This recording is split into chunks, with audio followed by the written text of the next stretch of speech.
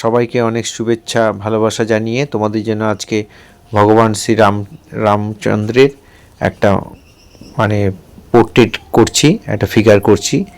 Portrait ঠিক না, একটু হাফ ফিগার একটা ছবি করব। তোমরা একটু দেখে নাও। প্রথমে একটা সোজা লাইন টেনে নিলাম, টেনে নিয়ে তারপরে আমরা চোখগুলো করে দিচ্ছি। চোখগুলো মাঝখানে এমনভাবে, দুটো চোখের মাঝখানে এমনভাবে গ্যাপ রাখবে মানে আরেকটা চোখ যেন হয়ে যায়, ওইরকম একটা মাপ গ্যাপ রেখে চোখটা করলাম। এবার বুড়োটা করছি, বুড়ো দুটো একই লেভেলে হবে।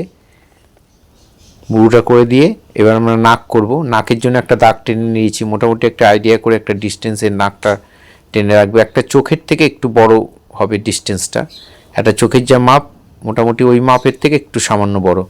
ঠিক এবার ঠোঁটটা করছি, দেখো নাকটা যতটা চওড়া তার থেকে একটু বড় হবে, তাই নাকের ওই দাগটা টেনে নিলাম, নিয়ে ঠোঁটটাকে একটু দুপাশে বাড়িয়ে দিলাম।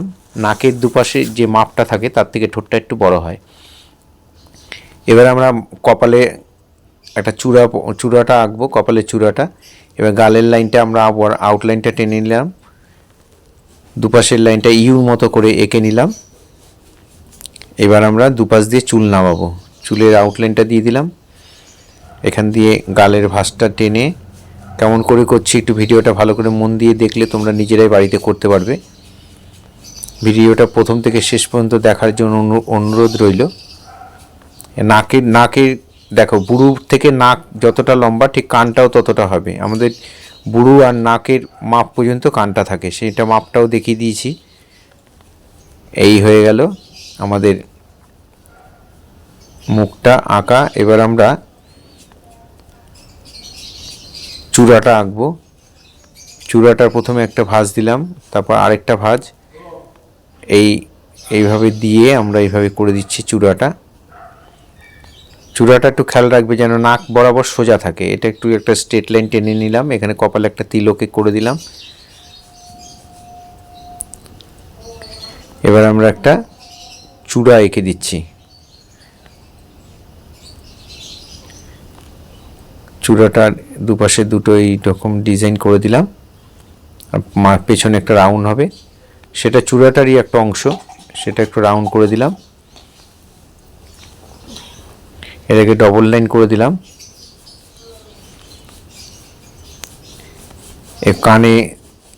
কানে একটু গয়না দেব, দেখো কেমন করে আঁকছি। কানের গয়না মোটামুটি একই মাপের একই লেভেলের করে দেবে। এবার আমরা গলা দেব, গলার লাইনটা দিয়ে নিলাম, দিয়ে নিয়ে এবার মালাটা আঁকবো। গলা একটা মোটা মালা রয়েছে, সেই মালাটাকে আমরা এঁকে দিলাম। সেটা রজনীগন্ধার মালাই হোক, সেই টাইপের যে রজনীগন্ধার মালাগুলো থাকে ওই টাইপের একটা মোটা মালা আমরা আউটলাইন আগে টেনে নিলাম। টেনে নিয়ে এবার আমরা কাঁধের লাইনটা টানবো। ভিডিওটা খুব ভালো করে মন দিয়ে তোমরা দেখবে। যদি আমার শেখানো তোমাদের ভালো লাগে তাহলে অবশ্যই লাইক কমেন্ট করবে, বন্ধুদের মধ্যে শেয়ার করবে। এবার দেখো হাত আঁকছি, হাতেরও বর্ডার আউটলাইনটা টেনে নিলাম, আঙ্গুলগুলো আমরা পরে আঁকবো। হাতের পাঞ্জাটা এঁকে আশীর্বাদের হাত আঁকছি, এই পাশ থেকে গিয়ে এটা জুড়ে যাবে। এই প্রথমে আউটলাইনটা আগে টেনে নেবে। এবার হাতের চুড়িগুলো দেখো, হাতের আউটলাইনটা টেনে নিয়ে তারপরে চুড়িগুলোকে মানে চুড়ির ভাঁজগুলো দেবে। এবার এখান থেকে একটা চাদর নেমেছে, চাদরের ভাঁজটা দিয়ে দিলাম। চাদরটা হাতের ওপর দিয়ে গেছে।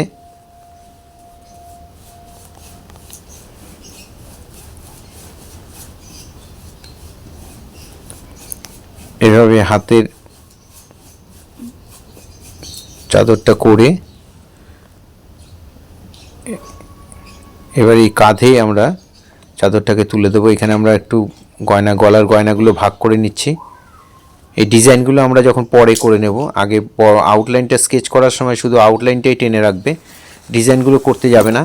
কারণ অনেক সময় ড্রয়িং করতে গিয়ে ভুল হলে সেটা মুছে ঠিক করা যাবে, আর ডিজাইন যদি করে ফেলো তাহলে মোছা যাবে না। এবার আমরা রামচন্দ্রের বাঁ হাতটা আঁকছি, দেখো হাতটা কেমন করে আঁকছি। হাতের পাঞ্জাটা এঁকে নিলাম আগে, এখান থেকে চাদরটা নামবে, চাদরের ভাঁজগুলো দিয়ে দিলাম। খুব হালকা করে পেন্সিল ড্রয়িং করবে, বেশি ডিপ করে করবে না। তোমরা পেন্সিল ড্রয়িংয়ের জন্য 2B ইউজ করতে পারো বা যে কোনো সফট পেন্সিল ইউজ করবে। HB দিয়েও করতে পারো, কিন্তু HB দিয়ে অনেক সময় হার্ড হয়ে যায়, মুছতে অসুবিধা হয়। হাতের আঙ্গুলগুলো আমরা এঁকে দিলাম। 2B দিয়ে ড্রয়িং করাই ভালো।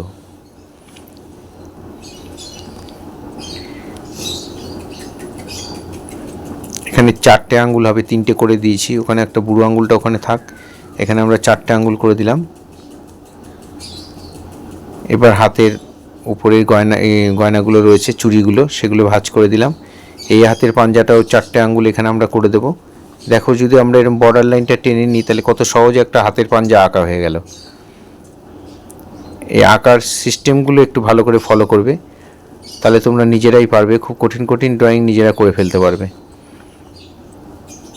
এই হয়ে গেল, চাদরের ভাঁজগুলো টেনে দিলাম। এবার এখান দিয়ে একটা গয়না আরও রয়েছে, এখানে আরেকটা গয়নাও টেনে দেব।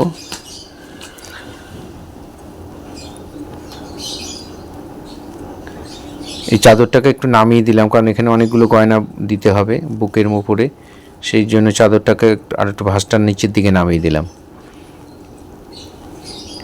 এবার আমরা তীর ধনুকটা আঁকবো, তীরটাকে আঁকবো। কেমন করে আঁকছি দেখো, প্রথমে হাতের মাঝখান দিয়ে দুটো লাইন টেনে নিলাম। এইবার আমরা দুপাশ থেকে তীরটাকে জুড়ে দিলাম, তীরের ব্যান্ড এই অংশটা জুড়ে দিলাম। আগে মাঝখানে হাতের পাঞ্জার মধ্যে যেন লাইনটা ঢোকে, ওই জন্য হাতের সোজা লাইনটা আগে টেনে নেবে, একটা স্ট্রেট লাইন দিয়ে করে। এবার দেখো চুলগুলো ভাঁজগুলো আমরা করে নিচ্ছি, কেমন করে করছি একটু দেখে নাও। এখানে তীরগুলো রাখা আছে, পেছনে যে বাস্কেটটা নিয়ে তীরগুলো রাখা, সেই তীরগুলোকে আমরা আউটলাইন করে দিলাম।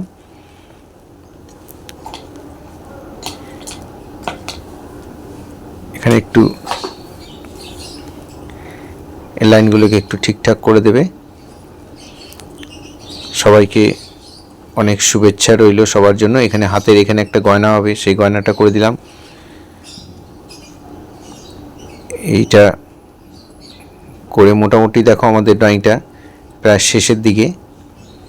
সবাই খুব ভালো থাকবে, সবাই আমার পাশে থাকবে। যারা আমার চ্যানেল সাবস্ক্রাইব করেছেন সবাইকে অসংখ্য ধন্যবাদ, আর যারা এখনও সাবস্ক্রাইব করেননি তারা অবশ্যই চ্যানেলটি সাবস্ক্রাইব করবেন। সবাইকে অনেক শুভেচ্ছা জানিয়ে এখানেই স্কেচ শেষ করলাম।